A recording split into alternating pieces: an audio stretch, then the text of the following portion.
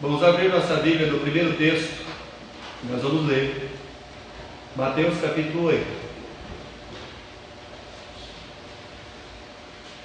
Nós vamos fazer uma leitura de dois textos que falam do mesmo assunto. Mateus capítulo 8, a partir do verso 5.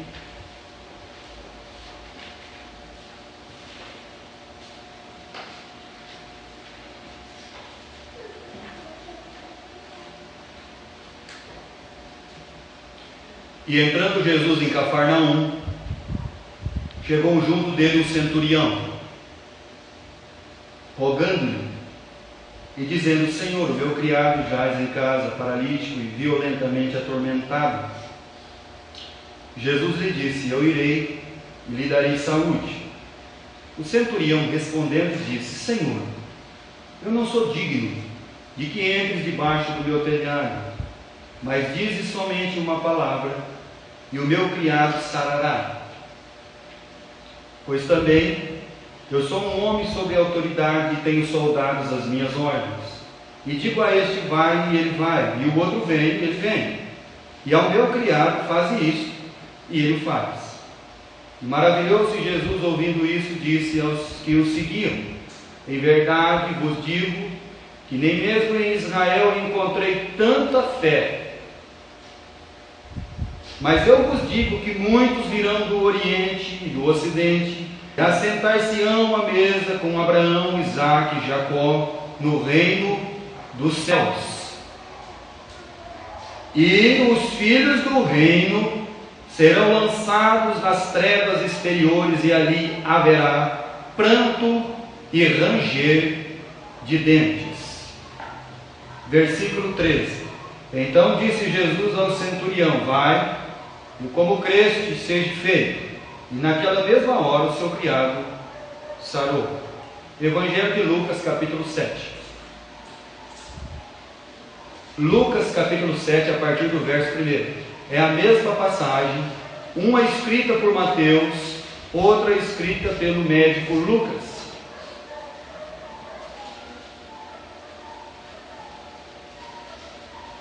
Capítulo 7, versículo 1. E depois de concluir todos esses discursos perante o povo, entrou em Cafarnaum. E o servo de um certo centurião, a quem este muito estimava, estava doente e moribundo. E quando ouviu falar de Jesus, enviou-lhe uns anciãos dos judeus, rogando-lhe que viesse curar o seu servo. E chegando ele junto a Jesus, rogaram-lhe muito, dizendo: é digno de que lhes conceda isso. Aqui já entra o mérito humano. Digno. Tudo que o homem merece, tudo que eu mereço.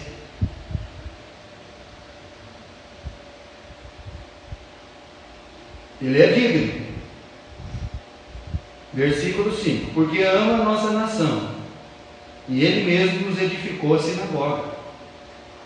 E foi Jesus com eles, mas quando já estava perto da casa, enviou-lhe o centurião uns amigos, dizendo-lhe: Senhor, não te incomodes, porque eu não sou digno de que entres debaixo do meu telhado. E por isso nem ainda me julguei digno de ir ter contigo. Dize, porém, uma palavra, e o meu criado sarará. Porque também eu sou um homem sujeito à autoridade, e tenho soldados sobre o meu poder, e digo a este: vai, e ele vai, e o outro: vem, e ele vem, e ao meu servo: faze isto, e ele faz. E ouvindo Jesus, maravilhou-se dele, e voltando disse à multidão que o seguia: digo-vos que nem ainda em Israel tenho achado tanta fé. E voltando para casa, os que foram enviados acharam são o servo enfermo. Vamos orar. Pai eterno, Pai celestial, queremos te agradecer, Senhor, por esse momento tão precioso da sua palavra. Obrigado, Senhor, por cada uma dessas almas que estão aqui nessa noite. Peço, Senhor, que o Teu Espírito Santo esteja trabalhando nesses corações, para que possam mesmo, Senhor, aprender a Sua palavra, e que possam, Senhor, não somente aprendê-la, mas também colocá-la dentro das suas vidas. Pai eterno, peço que o Senhor esteja incomodando a cada uma das vidas que estão aqui, Pai. Nos instrui com a Sua verdade, a Sua justiça.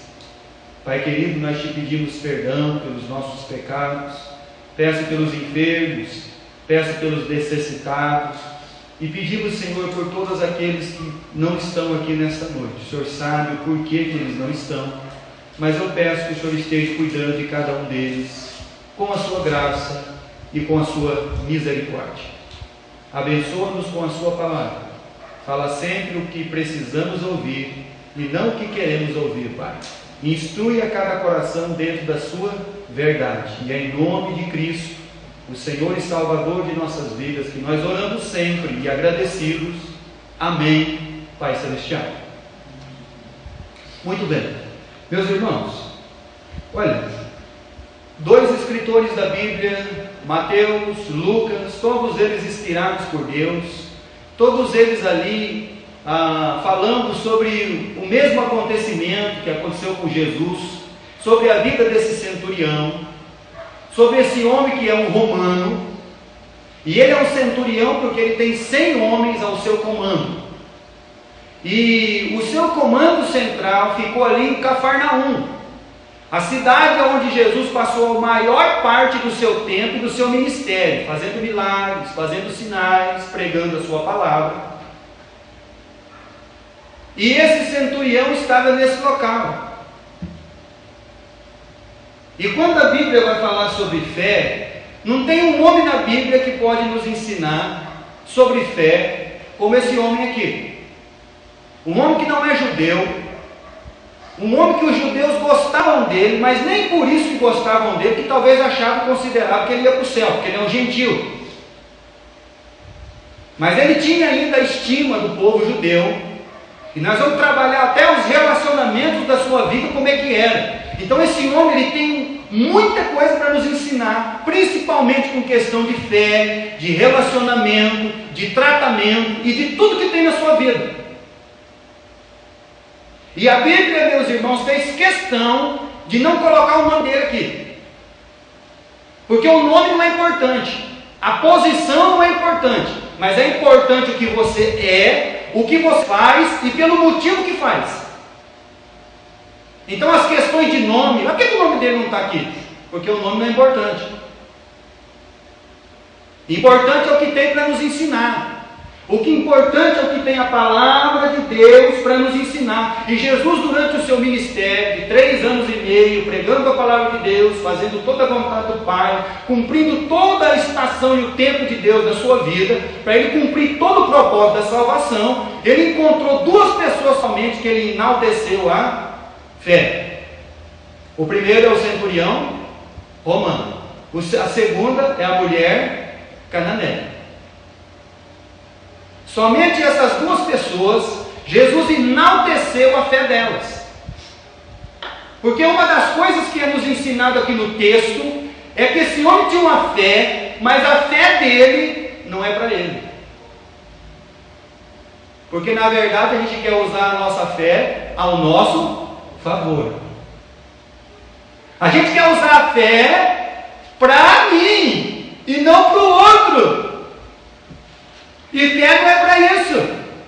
Fé não é para usar para mim, porque eu já tenho fé, eu já crio, eu já estabeleci Deus na minha vida, então eu já estou cheio, agora eu vou usar a fé para os outros.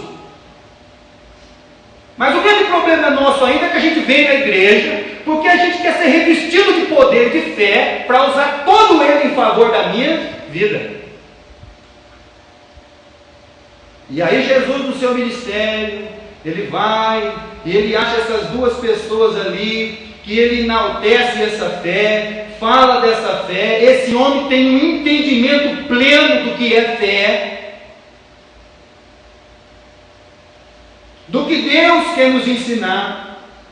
Por isso que a palavra de Deus, o Evangelho, ele vem propor uma transformação e não uma mudança. Evangelho não é mudança de vida. Evangelho não é você deixar uns costumes, mudar o seu vestuário, você virou evangélico. Isso não é evangelho. Isso é mudança. E se você mudou algumas coisas na sua vida, você muda o jeito de vestir, você muda o jeito de andar, você deixa o cigarro, deixa a bebida, você virou evangélico. Não, não é assim não. Evangelho é transformação.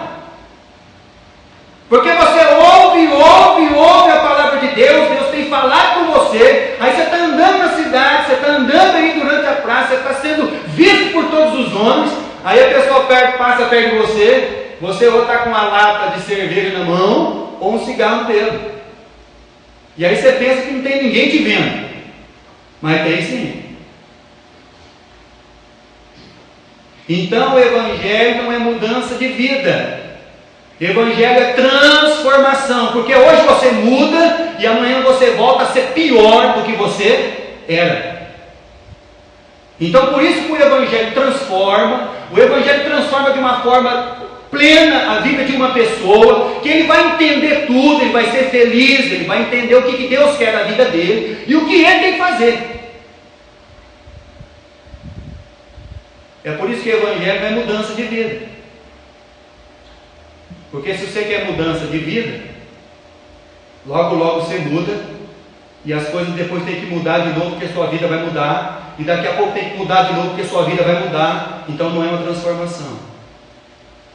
Não é uma mudança de entendimento, não é uma transformação da alma, porque quando Jesus está falando no capítulo 12, abre a sua Bíblia lá, capítulo 12 do Evangelho de Mateus, por favor, Evangelho de Mateus, capítulo 12, Jesus está falando dos ninivitas, no final do capítulo 12, ele está falando dos milagres de Jonas, ele está falando da vinda daqueles ninivitas que se converteram no dia do juízo.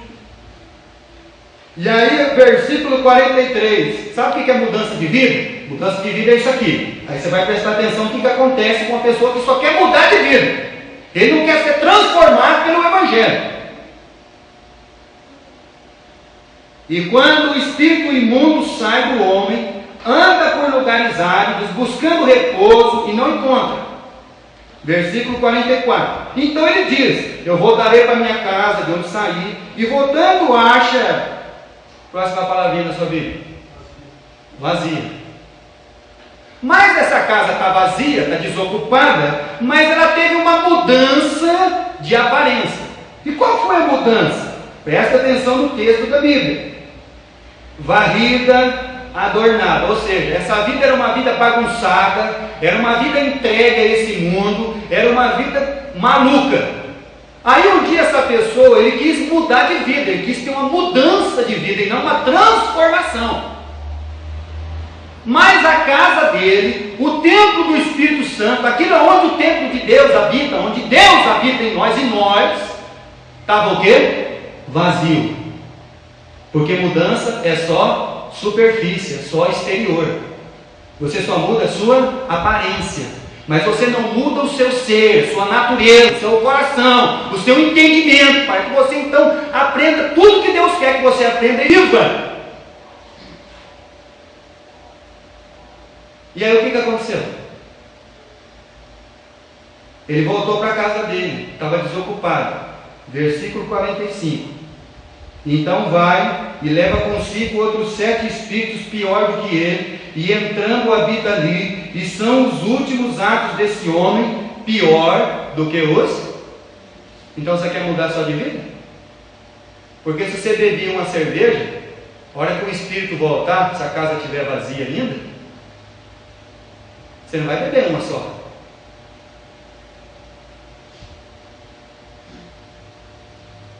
Então o Evangelho é transformação, é mudança, é uma transformação de mente, de entendimento, de coração, de ser, de natureza. É você chegar diante de Deus e aprender quem Deus é, para que você seja aquilo que Deus tem um propósito na sua vida. Porque quando Paulo vai falar sobre o propósito de Deus na nossa vida, ele diz assim: para que nós sejamos a imagem do seu Filho, a imagem de Jesus. A pessoa tem que olhar para você e ver Jesus. A pessoa tem que olhar, quando você abrir sua boca, e ver mudando com ele.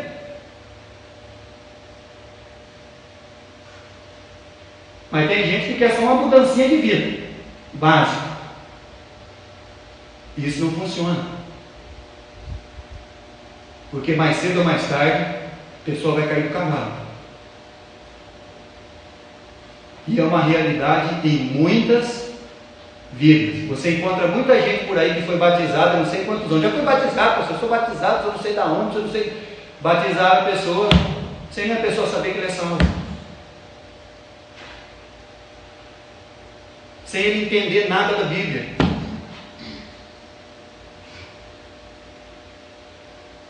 Meus irmãos, não é assim.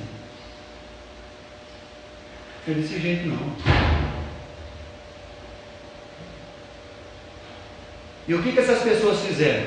Eles mudaram uma mudança de vida, comportamento. Mas de ser, natureza, consciência, entendimento, não.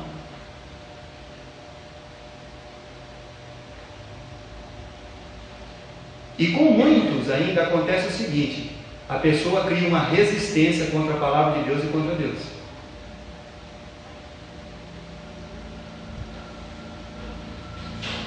Ele resiste contra Deus, contra a palavra. E quando você olha para esse centurião romano e a transformação que Deus ele quer, o Evangelho de João, capítulo 8, diz assim no versículo 31: e Jesus disse aos judeus que criam nele: se vós permanecerdes na minha palavra, sereis verdadeiramente os meus discípulos. Então você tem que entender uma coisa: que essa vida de salvação, que esse salvo que agora você é, então você agora é um permanente, você é um fruto permanente do próprio Deus. Você não foi feita uma mudança de comportamento, você mudou algumas coisas na sua vida, não, você foi transformado mesmo. Porque no dia que você entendeu que você é salvo pela graça, por Cristo, então todo o seu entendimento foi aberto e Deus passou a fazer morada dentro de você. Então agora você entende o que é o reino de Deus, você sabe o que é fé, você sabe por que existe o batismo, você sabe o que é ceia do Senhor, você sabe o que é comunhão, você sabe o que é alegria. Então você vai aprendendo de Deus.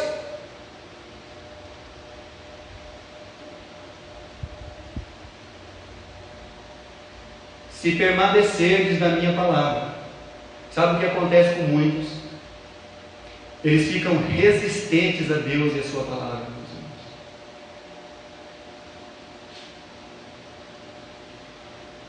A pessoa não quer ouvir a palavra de Deus, verdade, né? Por nada.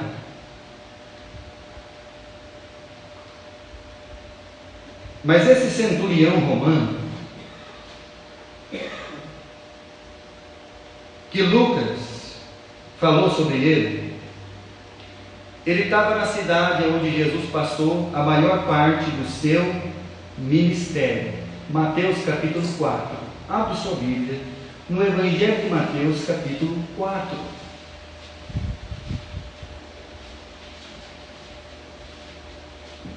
Versículo 12. Jesus, porém, ouvindo que João estava preso, voltou para Galiléia e, deixando Nazaré, foi habitar em Cafarnaum, uma cidade marítima, nos confins de Zebulon e Naftali, para que se cumprisse o que foi dito pelo profeta Isaías, que diz: terra de Zebulon, terra de Naftali, junto ao caminho do mar, além do Jordão, Galiléia das nações. O povo que estava assentado em trevas viu a grande luz, e os que estavam assentados na região da sombra da morte, a luz raiou. Jesus morou por muito tempo na região ali, na cidade de Cafarnaum. Então esse centurião, mesmo que a Bíblia diz que ele ouviu falar de Jesus, talvez ele não viu nem o milagre de Jesus, mas ele ouviu falar, ele era atento a tudo aquilo que se dizia de Jesus, bem ou mal. Se o judeu falava mal, ele ouvia. Se o outro falava bem, ele ouvia também. Mas Jesus ficou naquele lugar e foi o centro do seu ministério. E Jesus fez a maior parte dos seus milagres nessa cidade. Capítulo 11 de Mateus. Então a gente entende que se Jesus passou a maior parte do seu ministério aqui nessa cidade de Cafarnaum e na circunvizinhança ali da cidade, então essas cidades eram para que lá, meus irmãos? Pessoas... Então para você, dá sinal para ninguém ter fé. Bíblia, por favor, porque senão você vai ser enganado por qualquer pessoa. Capítulo 11 do Evangelho de Mateus, versículo 20. Então começou ele a lançar no rosto das cidades, aonde operou a maior parte dos seus prodígios, por não se haverem arrependido, dizendo... Então Jesus falou de Corazim, de Betsaida, mas no versículo 23, e tu, Cafarnaum, que te ergues até o céu, serás abatido até os infernos, porque se em Sodoma e em Gomorra tivessem feito os prodígios que em ti se operaram, teriam eles permanecido até hoje. Porém eu vos digo que haverá menos rigor para Sodoma do que no dia do juízo, do que para ti. Então essas três cidades onde Jesus passou a maior parte do seu ministério, fazendo sinal, fazendo milagre, e isso não fez ninguém ter fé. E quando você vai lá em Jerusalém, quando a pessoa vai lá hoje em Israel, Cafarnaum hoje não tem pedra sobre pedra. É uma cidade de pedra. Porque Jesus fez milagre, Jesus pregou, e ninguém tinha fé, coisa nenhuma.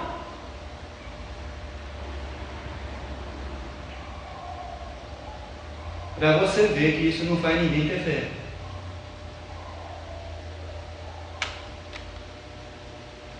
Agora uma coisa interessante que a gente vai notar na vida do centurião, que sendo ele um romano, vivendo num período onde Israel era uma colônia romana, porque Roma dominava ali o Israel, então tornou Israel uma colônia romana. E ele ficando ali em Cafarnaum, ele tinha o seu domínio e os seus homens e os seus servos. Mas nós vamos ver na Bíblia que esse homem, que Jesus enalteceu a sua fé, não foi somente a sua fé que foi enaltecida, mas você vai entender que esse homem centurião romano, como que ele agia como pessoa de ser e natureza na sociedade onde ele estava. Vamos lá, Lucas capítulo 7. Como que esse homem agia? Um homem que estava sob o comando, podia ser um carrasco, podia mandar prender todo mundo, podia amarrar o cara no tronco e bater nele, podia, judiar do judeu, fechar a sinagoga. Mas o que ele faz com o relacionamento da sua vida? Como é que ele se conduz? Então esse homem não tem só uma fé enaltecida, mas ele tem um ser, natureza enaltecida. Versículo 2. E o servo de um certo centurião, vírgula, a quem este muito, qual que é a palavrinha na sua Bíblia? Estimado. E a palavra estima é afeto, amizade, amor. Então um homem que tem um monte de gente para comandar, ele tem o servo dele, e ele tem um servo que está doente, e ele faz o que com esse servo? Ele estima muito. Então como é que é a natureza desse homem? Como é que ele se relaciona com as pessoas? Você estima as pessoas? Você dá valor nas pessoas que estão à sua volta? Você quer ouvir elas? Você quer gastar um tempinho com elas? Você quer ter estima pela vida delas? Porque aqui estima é afeto, amor. Então esse homem amava o servo. O servo naquele tempo podia ser uma pessoa descartável. Está doente? Joga no buracão lá, traz outro servo. Mas não. A Bíblia diz que esse homem inserido na sociedade, que tem um ser transformado, e é por isso que Jesus enalteceu a sua fé, porque não é questão só da fé, é questão do ser e natureza.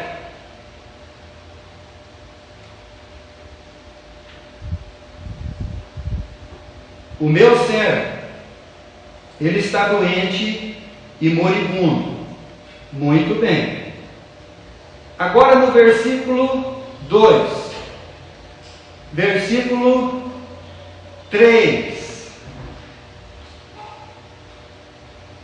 No versículo 2 ele falou sobre a estima que ele tem pelos seus servos. No versículo 3, e quando ouviu falar de Jesus, enviou-lhes uns anciãos dos judeus, rogando-lhe que viesse curar o seu servo. Então o servo estava doente, e como ele amava muito o servo, ele amava todas aquelas pessoas que estavam ali dentro da sua casa, ele chegou e pediu para os judeus. Olha, o judeu naquele tempo, naquele entendimento que eles tinham, ele não podia nem entrar na casa de um gentil.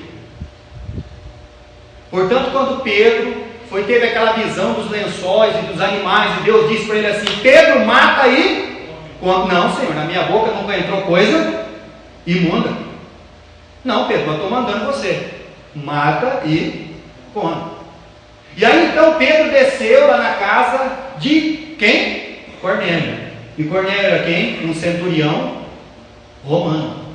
Quando ele chegou na porta do centurião sentou. E o Pedro falou para ele assim: você sabe que não é nem lícito para mim estar aqui na porta da sua casa? Que não é nem para mim vir aqui?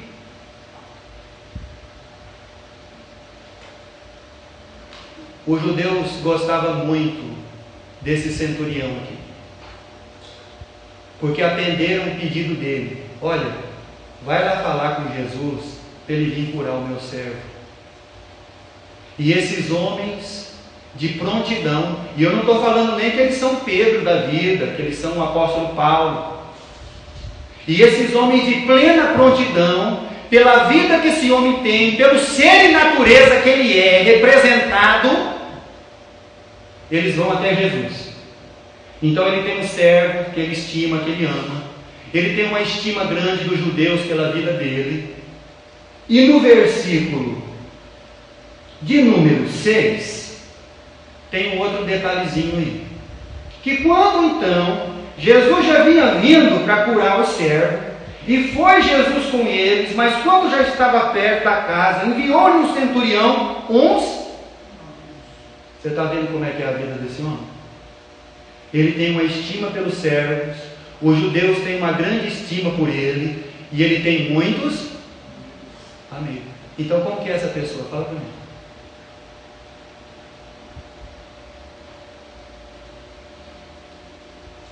Quero que você fale para mim como é que ele é.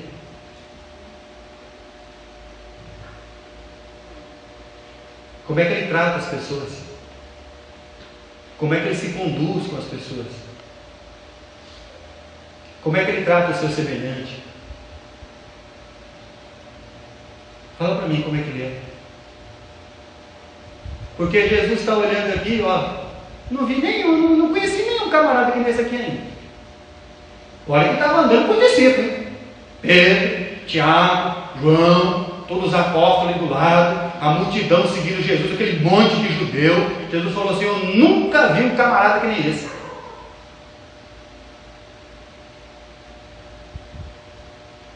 Abra a sua Bíblia em 1 João capítulo 4. Você vai lá nas cartas de João. 1 João capítulo 4. Então, como que você trata as pessoas? Como você considera a vida das pessoas? Esse homem tinha uma estima pelo seu servo, tinha uma estima dos judeus. Olha, ele tinha muitos amigos, mas só que é amigo mesmo, é aquele amigo da onça, tá bom? Lá da cidadinha onde eu vim, quando eu estudava no grupão, na escola pública, que escola pública é, olha, de primeira.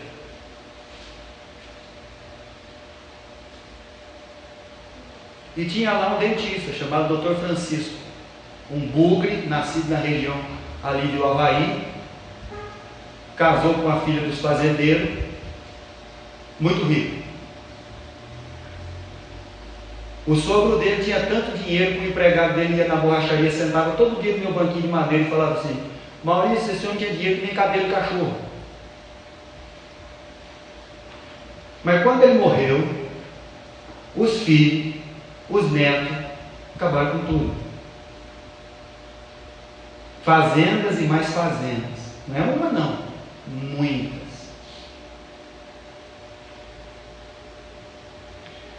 E quando eu estava construindo minha casinha no fundo da borracharia, porque eu fui 12 anos borracheiro, e eu pregava a palavra de Deus, o borracheiro da cidade falava assim: rapaz, nós temos um borracheiro que é pastor. E eu nem era pastor.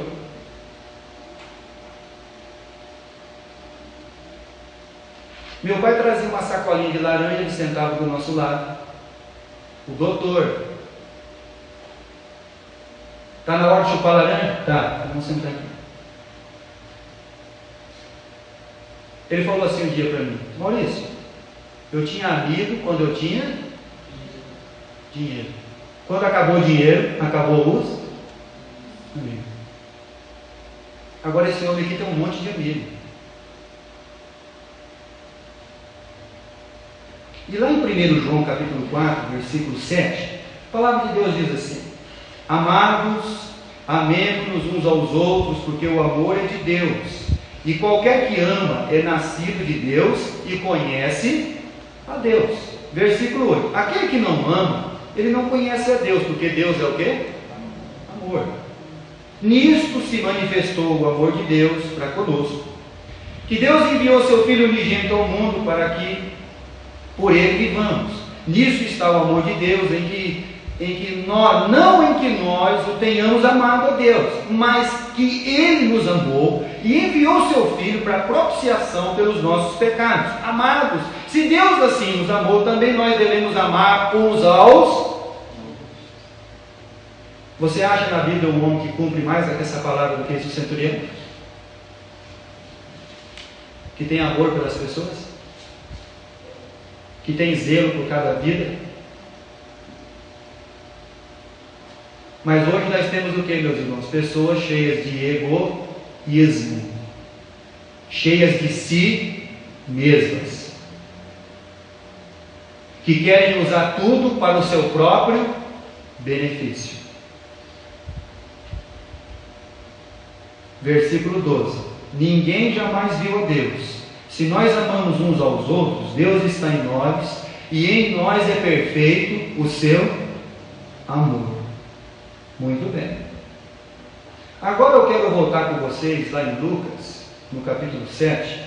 Então nós já descobrimos como é que é esse centurião colocado dentro da sociedade, como que é a sua vida. Então a questão da sua fé, meus irmãos, Jesus só enalteceu aquilo que realmente apareceu. Mas tem mais coisas da vida desse homem que a gente passa desapercebido, e a gente, quando vai lembrar da Bíblia, só lembra dele como um homem de fé, e não como um homem que ama as pessoas, que dá valor na vida de cada um, que se preocupa com o bem-estar do outro, se ele está bem, se ele não está bem. Mas no capítulo 7 do Evangelho de Lucas, nós vamos ver como é que é a visão de fé dos anciãos, daqueles homens velhos, daqueles homens que tinham uma sabedoria de Israel, que foram enviados para rogar a Jesus, para salvar o servo desse homem. Vamos ver qual é o entendimento de fé que eles têm. Vamos lá, versículo 4. E chegando eles junto a Jesus, rogaram-lhe, de que maneira? Muito. Então, de vez em quando, a gente vai falar com Deus, e nós somos aquelas crianças que o pai está conversando, né? O pai está conversando com outra pessoa e a criança chega: ô pai, ô pai. Nós estamos assim. Da primeira vez ele já ouviu.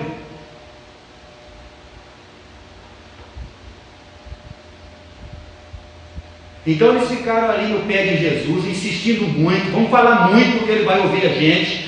Vamos falar até ele cansar e falar assim: agora eu vou escutar vocês, que eu não quero mais ouvir a sua voz, então vou fazer a vontade de vocês, vocês vão embora. Acabou a conversa. E ficaram ali insistindo com Jesus, rogando-lhe muito e dizendo: 2 pontos. Primeira coisa que eles usam da sua fé. Olha só. É digno de que lhe concedas. Então já entrou na questão da fé, olhando para Deus e dizendo assim: Senhor, é o seguinte, nós temos ali um centurião romano, a gente gosta dele, mas ele é gentil, ele não é judeu, e nós cremos que nem para o céu ele não vai, mas nós estamos aqui porque a gente acha que ele é digno que o Senhor faça alguma coisa por ele. E muitas vezes quando a gente vai orar para Deus, e quando você está falando com Deus, você quer que a vontade de quem seja feita? Fala a verdade para mim. Fala para mim, qual é a vontade? É a nossa, não é? Pois é. Porque quando eu estou orando para Deus, tudo que eu quero que aconteça é que a minha vontade seja feita, e não a de Deus. E aí esses homens estão lá, aí ele entra na questão do mérito, ou seja, eu mereço que o Senhor faça alguma coisa por mim. Então não é pelo dom e nem pela graça, é porque você merece. Vamos alcançar algum dom de Deus, irmãos. Mas é porque a gente não merece nada mesmo. Mas quando ele chega diante de Deus, o entendimento dele de fé, o homem merece, então o Senhor tem que fazer alguma coisa por ele, porque ele merece. Versículo 5. E eles continuam com o entendimento dele. Vamos lá. Porque ama a nossa nação, ele gosta do nosso povo, ele é bonzinho com nós.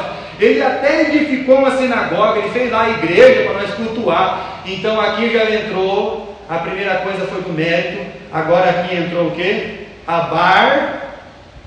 barganha. Ele fez, então precisa ser recompensado.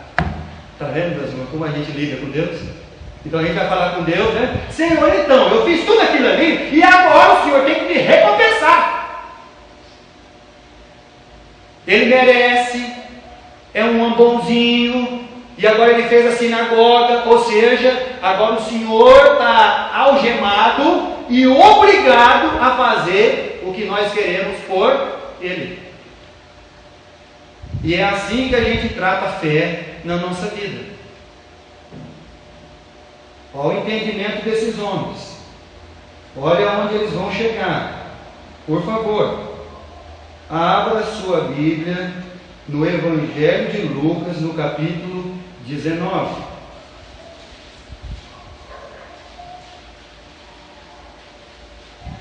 Lucas 19,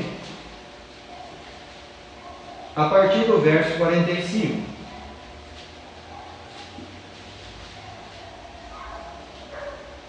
Aliás, só verso 45 e 46. E entrando no templo, Jesus entrou no templo a expulsar todos os que nele vendiam e... Então, no que transformou a igreja hoje? Em um comércio. Qual que é o sinônimo de igreja hoje? Pessoa gera o quê? Dinheiro. Muita gente gera muito dinheiro.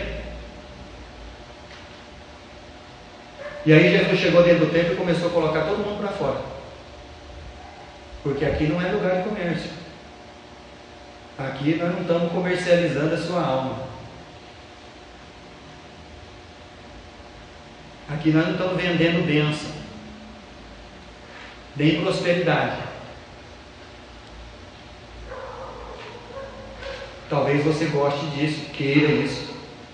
Então esse aqui não é o lugar certo. Jesus então entrou no templo e viu aquele comércio, aquele negócio todo lá. Vendiam e compravam. O que os judeus estão fazendo com Jesus acerca do pedido? Nós estamos fazendo um negócio. Ele fez, agora o Senhor é obrigado a fazer. Tá bom. Mateus capítulo 8. Qual que é o resultado desse tipo de fé? Qual é o resultado desse tipo de entendimento de fé? Então não é só uma questão de ter fé grande ou pequena,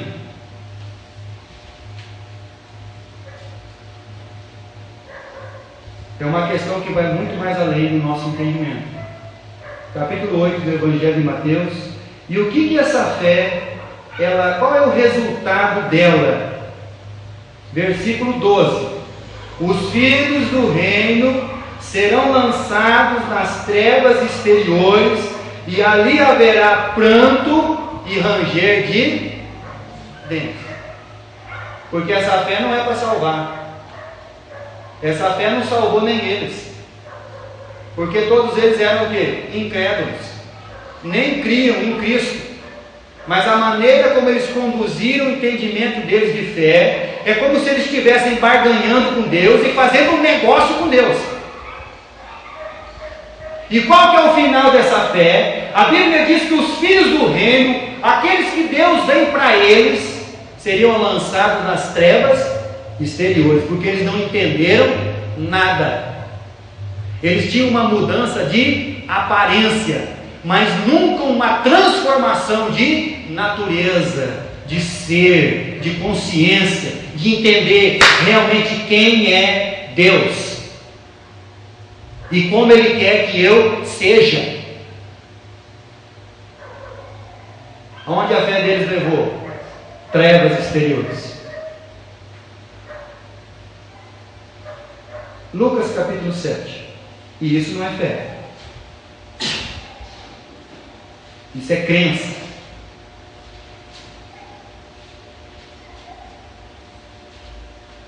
Já o nosso querido centurião,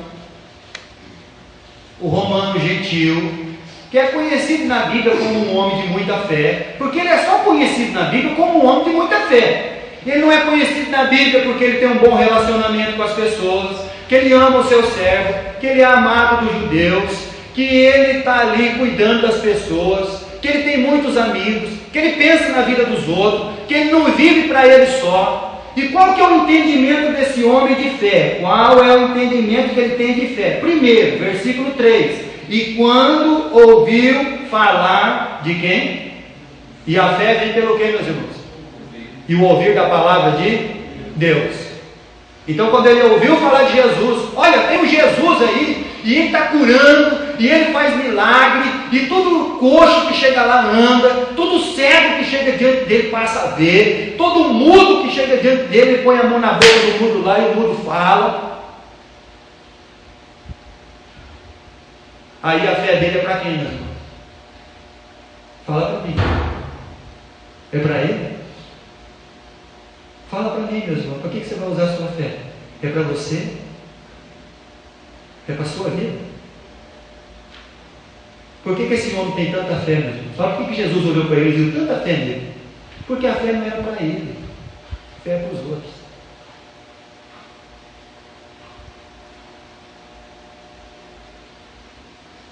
Ele ouviu falar de Jesus, que Jesus fazia muitas coisas, muitos milagres, mas a sua fé não foi empregada para si mesmo, para ele mesmo.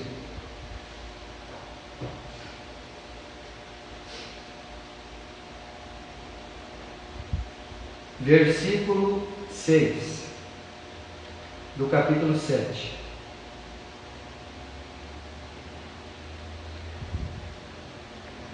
E foi Jesus com eles, mas quando estava perto da casa, enviou-lhes o centurião uns amigos, dizendo: Senhor, não te incomodes, porque eu não sou digno.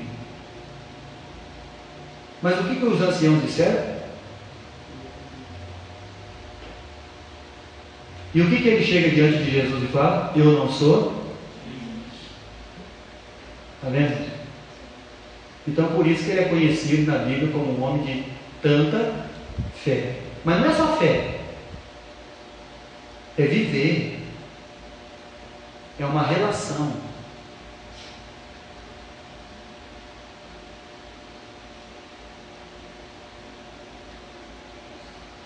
Porque eu não sou digno que entre debaixo do meu telhado, e por isso nem ainda me julguei digno de ir ter contigo.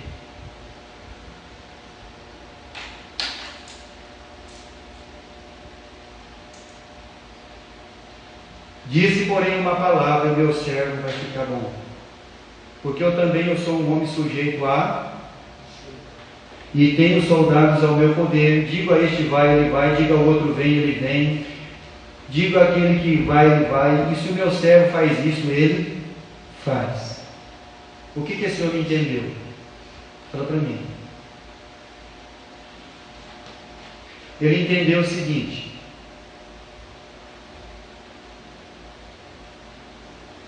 que ainda nós estamos dentro da igreja, ainda nós estamos sentados nos bancos, ainda a gente sai de casa para vir na igreja, com um único propósito, pensando em ir.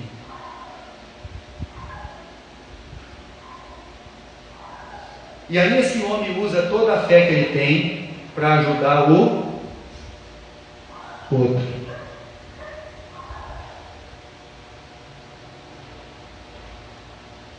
E quando ele encontra Jesus, ele diz que ele tem autoridade, mas ele reconhece quem está diante dele e que autoridade que ele tem. Gostaria que os irmãos abrissem suas Bíblias agora em Romanos capítulo 4.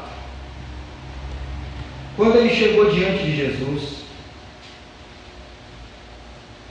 ele reconheceu, primeiro,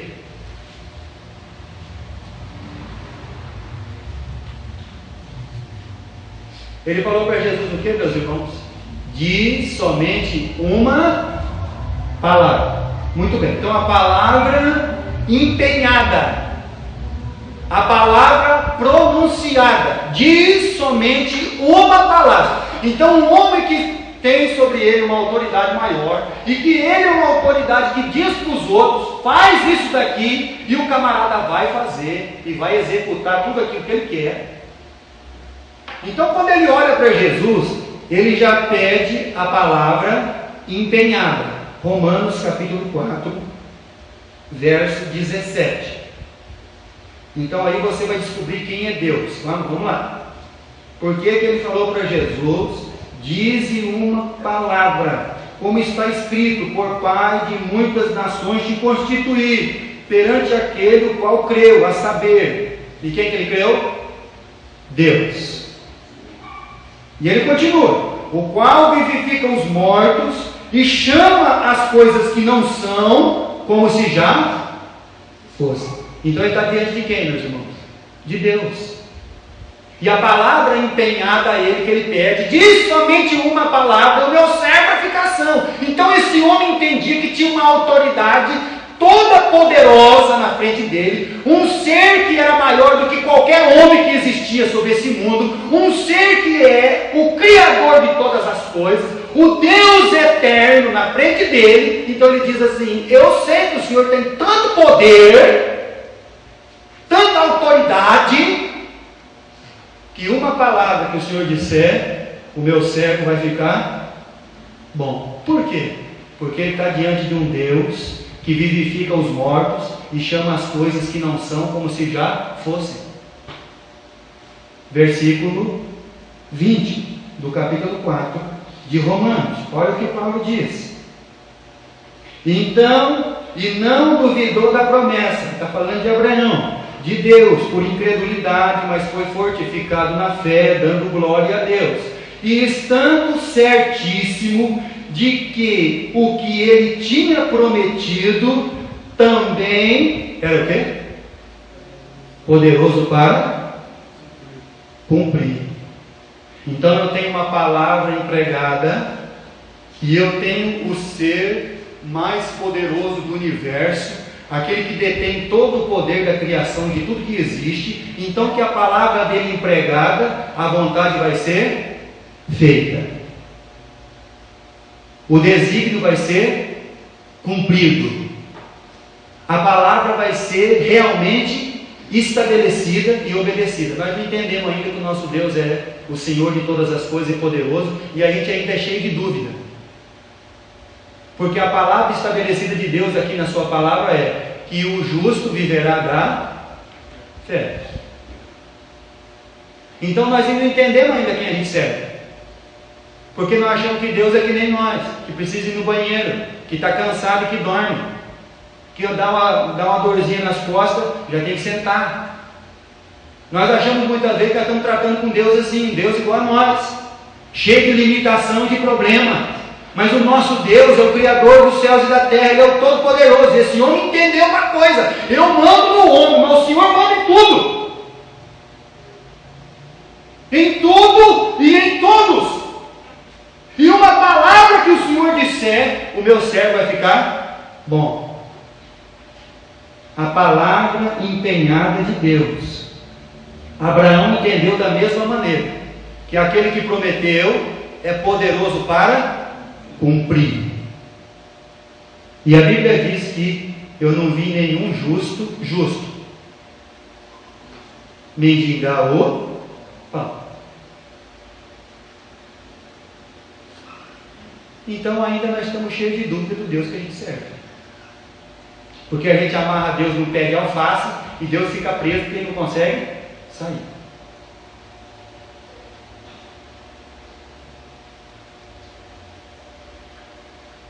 Capítulo 8 de Lucas. Lucas capítulo 8.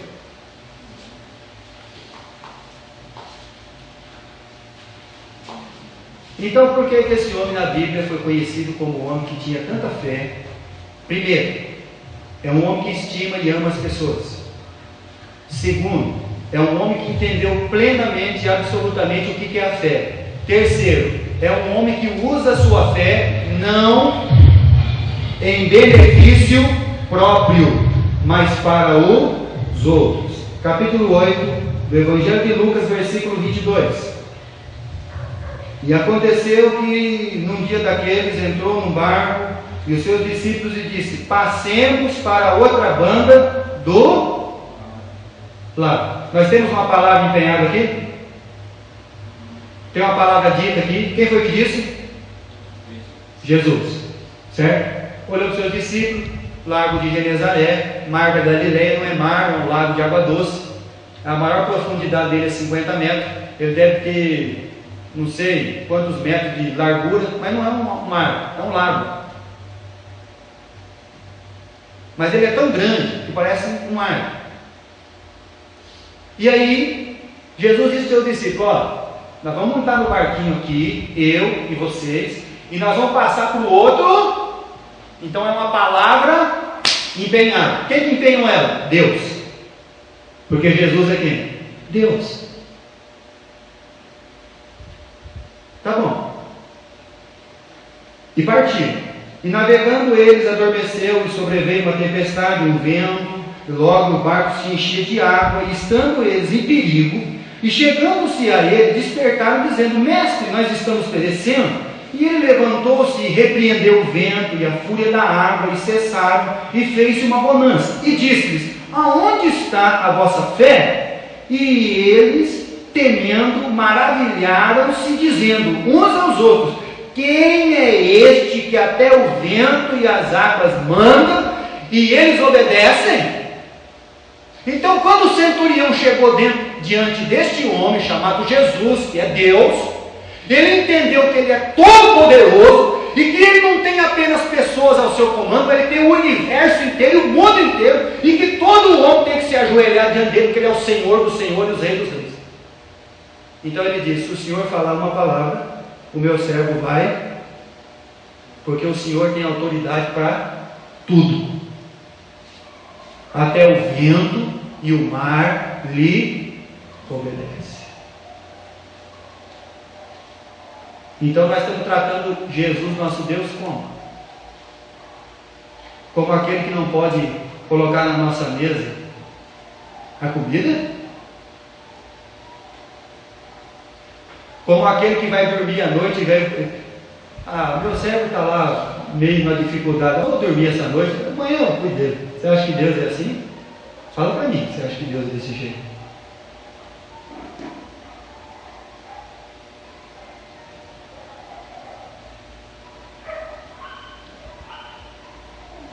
Romanos capítulo 1, já estamos terminando.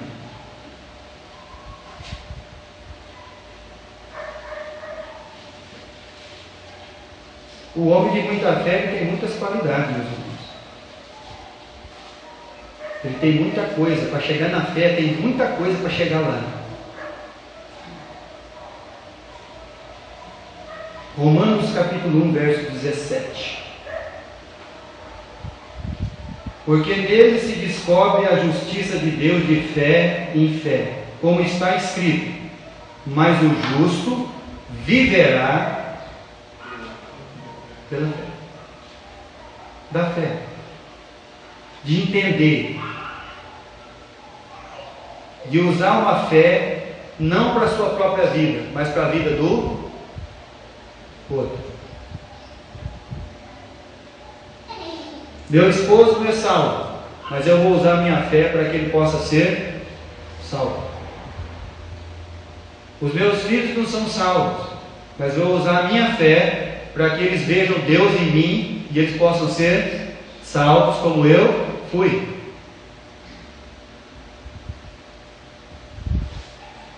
Nossa última referência. O que essa fé, a fé do centurião, vai levar ele aonde? Porque ele tem fé para os outros. Por que ele não usa a fé dele para ele, pastor? Um homem que tinha tanta fé, ele podia usar tudo para ele. Mas é que a fé não é para usar para nós mesmos. É para os outros, para outras pessoas. Porque eu não estou usando a minha fé para me salvar, porque salvo eu já sou.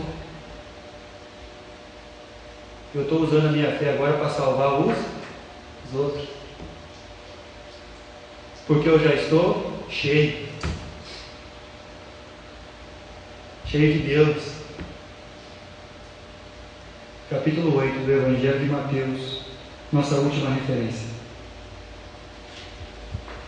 Então, o dia que você entendeu o que é fé e como que você tem que usar ela, como você tem que ser, Mateus 8, versículo 11, aonde Jesus diz que a fé do centurião vai levar ele. Mateus 8, 11. Mas eu vos digo que muitos virão do Oriente, olha, da cidade do Oriente. O Oriente está na Bíblia. Maria não está na Bíblia, não. O Oriente está vendo? Está tendo colocado. Fala mal de nós, não. Nós é pequeno, mas não é uma Belém aqui. Aqui nasce o rei.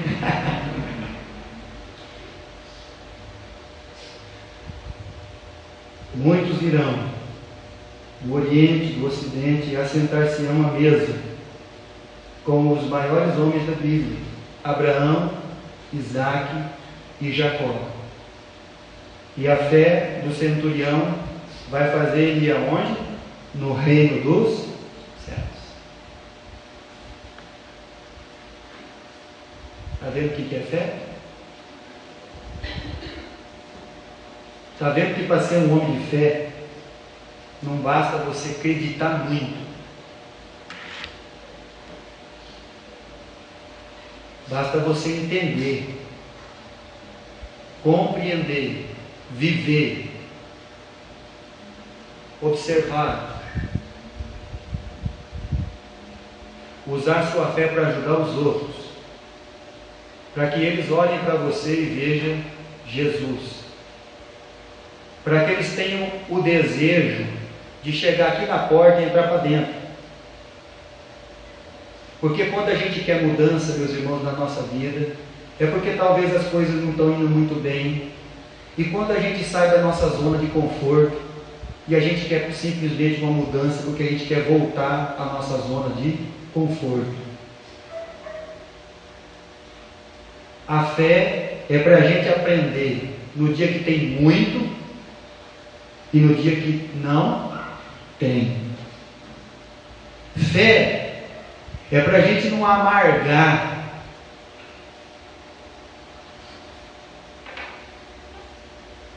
Porque pode ser que no inverno da nossa vida nós venhamos a ficar pessoas amargas. Por causa desse invernozinho que acontece nas nossas vidas, acontece na minha, acontece na sua. E nós vamos ter que passar pelo inverno Porque a hora que o inverno passar, vai chegar então o quê? A primavera, onde tudo vai florescer. E aí você vai descobrir que o inverno passou bem rápido.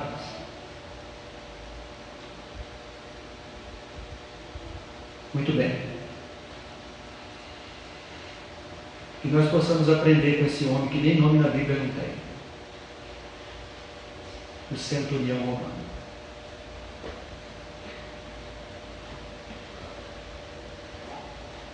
Nós temos aqui nessa noite o Ítalo e a sua esposa, Tainara. Tainara mesmo? É, né? O Ítalo e a Tainara. Deus abençoe vocês, tá bom? Nós temos a nossa irmãzinha aqui também, a Nayara. E o Davi. Tudo bem, Davi. Você vai se acostumando com nós aqui. De vez em quando o pastor prega muito, fala. Enquanto prega mesmo. Mas hoje na classinha dos pequenininhos, tinha 11 pequenininhos, viu, Davi? Tinha 11 pequenininhos, que eu sei. Deus abençoe. Tá? Quero também agradecer a presença de todos os irmãos aí também. Né? Dona Dilcina não é mais visita. Está ali com a Jennifer. Jennifer já dormiu, pacotou.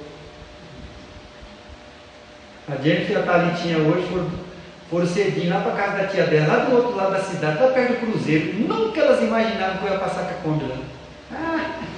Já parei a Kombi. Você não vai para a escolinha? A Thalitinha, pera aí, chama a Jennifer. Já entrou as duas. Aí a mãe dela saiu toda sorrindo. Pastor, elas achou que o senhor ia achar elas aqui. Eu falei, mas eu vou achar. Tá bom. Vamos ficar de pé, meus irmãos. Você que pode ficar de pé, vamos orar ao nosso Deus. Agradecer a Deus.